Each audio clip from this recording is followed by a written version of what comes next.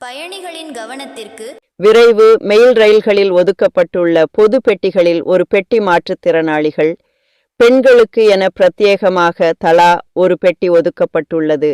ஆனால் இந்த பெட்டி இருக்கைகளில் மற்ற பயணிகள் ஆக்கிரமிப்பதாக புகார் வருகின்றன.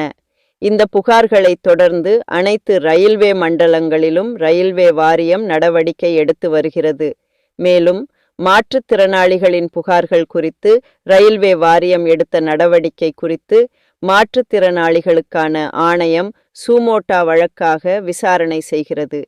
இதற்கிடையே அனைத்து ரயில்வே மண்டலங்களிலும் ரயில்களில் மே 27 முதல் ஜூன் 7 வரை சிறப்பு சோதனை நடத்த ரயில்வே வாரியம் உத்தரவிட்டுள்ளது. இது தவிர கடந்த 6 மாதங்களாக இந்த பெட்டிகளில் ஆக்கிரமித்து பயணித்தவர்கள் மீது ரயில்வே மண்டலங்கள் எடுத்த நடவடிக்கைகள் குறித்து விரிவான அறிக்கையை அளிக்க வேண்டும் என்று தெரிவித்துள்ளது.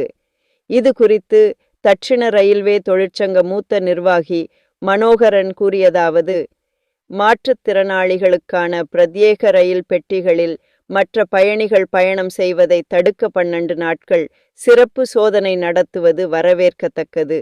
இதேபோல முன்பதிவு பெட்டிகளில் உரிய டிக்கெட் இல்லாமல் ஆக்கிரமித்து பயணிப்போர் மீதும் ரயில்வே நிர்வாகம் உரிய நடவடிக்கை எடுக்க வேண்டும் என்றார்.